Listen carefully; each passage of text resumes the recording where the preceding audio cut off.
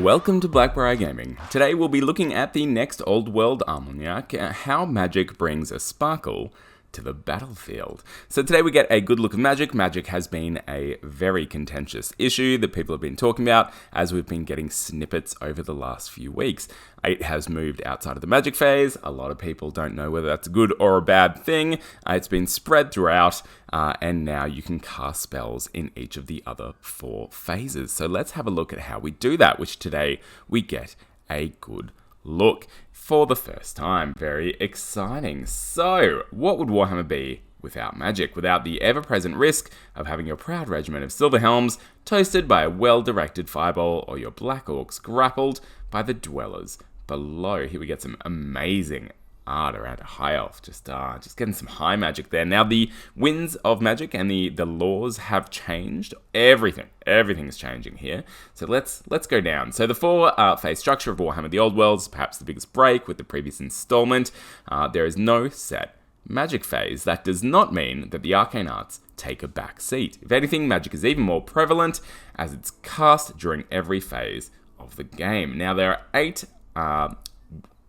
laws of magic in the core rulebook alone, and we know that there are more laws than this because the Tomb Kings one, for instance, is not mentioned here, so we know that it goes further. But the ones in the core rulebook are battle magic, dark magic, demonology, elementalism, high magic, illusion, necromancy, and war magic. So they've taken a bit of a departure from previously how they've handled magic within the core rulebook, and I think that's absolutely fine. I dare say that we'll see those original 8 wins, which they mention as well, aren't as formalized with the Imperial Wizards. I dare say we'll see them come through in things like battle magic, for instance, and they'll be a bit spread across and worked in a little bit differently. Obviously, some of the 8 wins are represented here, but in different ways, and spread throughout, and just grouped in a different way, which I think is fine. It's interesting, it's different, it gives something a bit fresh to the way we use magic. But that's not all. So most mages will have access to 2 or more of these,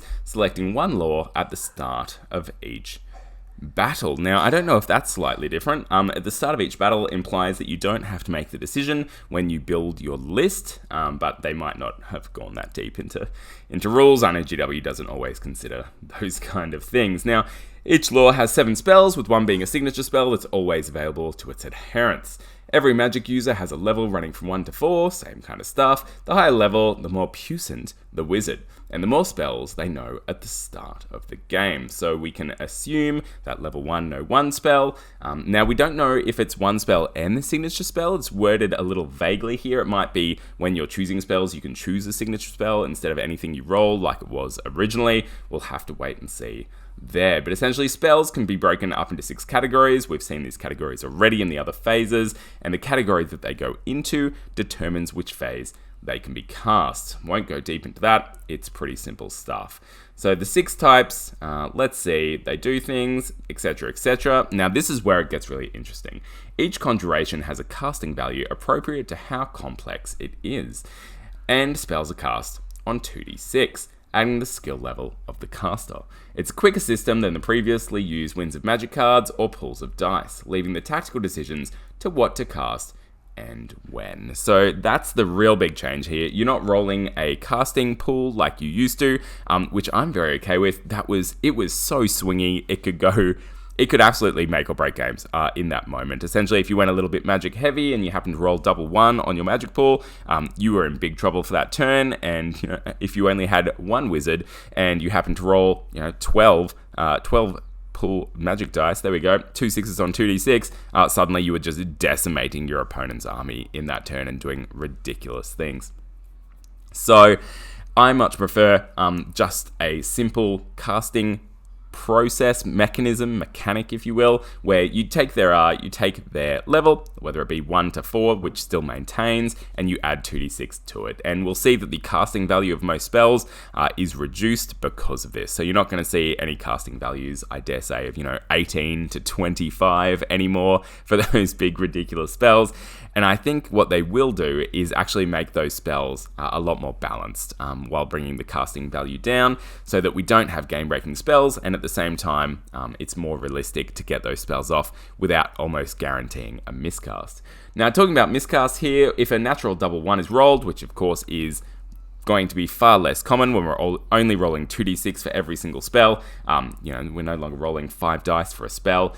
If a natural double 1 is rolled, you go to miscast. These are pretty savage still, so 2 to 4, it's a large blast marker with a strength 10 hit with an AP of -4. That is going to absolutely decimate a unit there. So I can see people running wizards sometimes off on their own in this edition, just so they don't risk that miscast, or at least running them in a bit of a cheaper unit with some chaff that you don't mind getting blown up. But then, of course, all those spells that increase the unit's ability will be a bit wasted. So lots of pros and cons, lots of tactical decisions to make here, and decisions are always a good thing. So once we get up to kind of the power drain up the top, you actually still get your spell off, which is nice. And they're now calling it Perfect Invocation for that I assume undispellable cast. So it's still perfectly possible to miscast should you roll a double 1 or to achieve a perfect invocation. There we go, on a double 6. What's more, every spellcaster can attempt to dispel their opponent's conjurations, provided they're within 18 as first and second level casters, or 24 inches as levels 3 and 4. I like this as well. So it changes up a bit. It's not just a generic dispel across the table. You actually have to have your mages placed tactically and really work at what's the word I'm looking for? Opposing your enemy's spellcasting in a more deliberate way, in a way that's a bit more tactical. You're putting them in places for a reason when it comes down to those casters, not just for the casting, but for the dispelling as well. So a double 6 counts as an unbinding, dispelling no matter the casting roll, but other than that, usually you roll 2d6 to dispel, and if you beat the casting roll, the target is cancelled. So you can't just equal it, you have to beat it. I imagine it doesn't say that you add your wizarding level to dispelling here, but I imagine you would, but maybe not.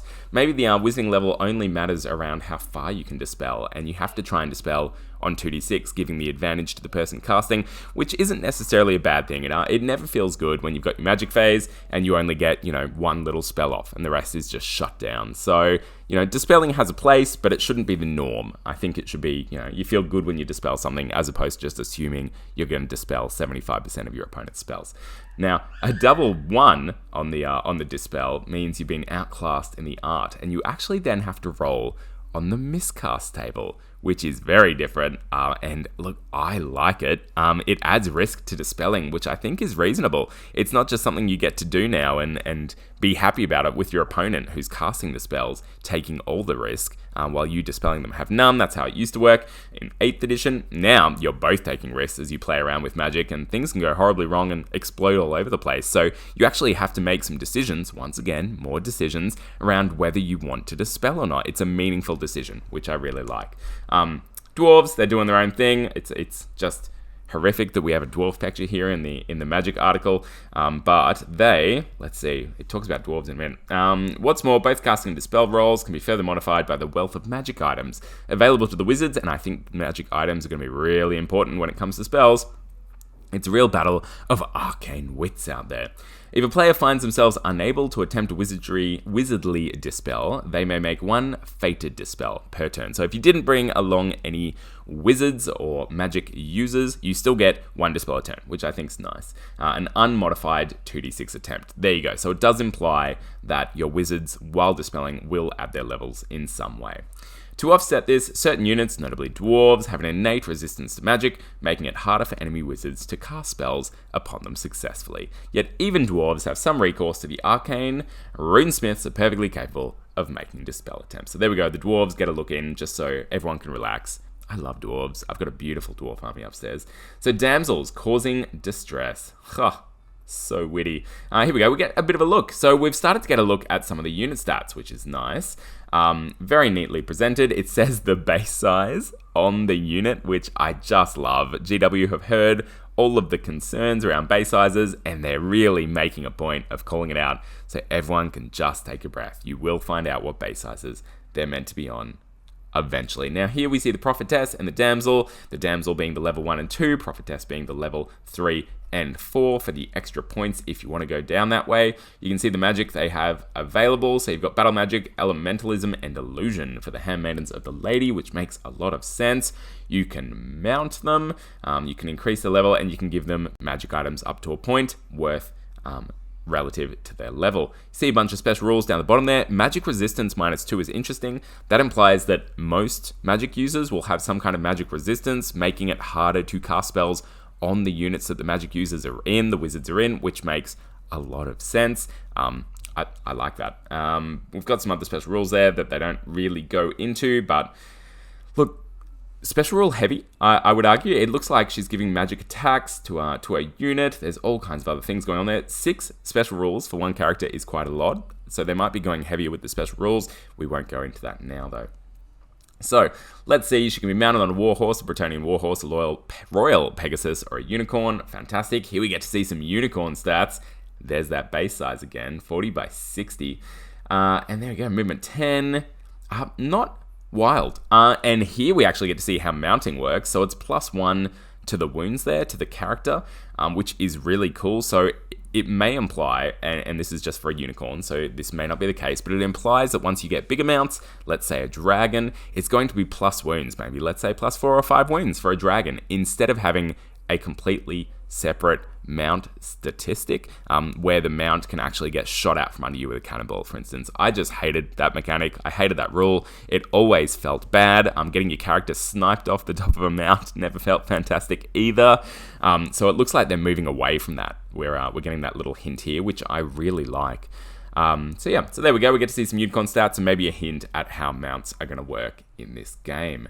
Now, there's some other chat here around magical attacks, magical resistance. Shield of the Lady allows her to seek sanctuary in the back ranks, which is interesting. Maybe we'll see that across other wizard users as well, or magic users, for those wizards. It's wizards and witches, all kinds of different users, magic users that do not want to be at the front ranks for whatever reason. And there's, with the spells, there seems to be advantages and disadvantages to being at the back rank versus the front rank, but now you will not have to put your magic users every single time in the front rank of your unit and have them quite vulnerable to combat if you don't want to, at least with Bretonnian, and we can assume other magic users will have similar special rules. So here we go. As battle magic user, she has Hammer Hand, an Assailment cast in combat to add considerable threat. Elementalists can Storm Call, and we also get a look at Glittering Robe. So here's a good look at some more spells. Hammer Hand, a single enemy unit they're engaged with gets 2d3 strength 4 hits with an AP of -2. That's pretty good, and here's the reason why you might not want it in that back rank either, or you move her up if the combat you get into is something you think you can win, or at least not have her taken out in that first round. Glittering Robe, enemy units suffer a -1 modifier to any 2 hit rolls. Very nice. That does what it does. And here we see the casting value. So now we know that it's 2d6. So for a casting value of 7+ or 8+, pretty good chance if your wizard is kind of level 3, level 4, even on level 1 and 2, the odds are you're still getting these spells off, which is nice. But certainly a good reason to put them up into high levels. And I think level 3 and 4 wizards will be very common. And then Storm Call. Until your next start of turn sub-phase, the target enemy unit suffers -1 modifier to its movement and initiative. Very good. Similar kind of stuff that we saw in 8th edition, but now you'll be casting them at different times. In summary, through the magic system, though the magic system may be simplified from editions past, it retains its rich tactical depth. Next week, they're going to be investigating the Grail Knights, living saints and exemplars of the Bretonnian way of life, and seeing how they interact with the universal special rules. So there we go. That is all of the magic. We've got all the articles down here, which is nice, in a nice collected area. But that is magic. That's how it works. Quite different. I think those are all positive changes. I'm actually really happy that magic is spread across the different phases. Once again, more decision points, gives you more tactical complexity. I much prefer the way you roll 2d6 for every spell. That takes away the real swinginess of magic phases that we used to have. Gives a lot more consistency and means you can actually rely upon your magic users to have the impact you want at the time you want them, so that your choices are tactical and not just random. That's it. Thank you so much for watching. Keep rolling those dice, getting fired up for fantasy, and look, I don't think we have that much longer to wait. Thank you. Have a great day.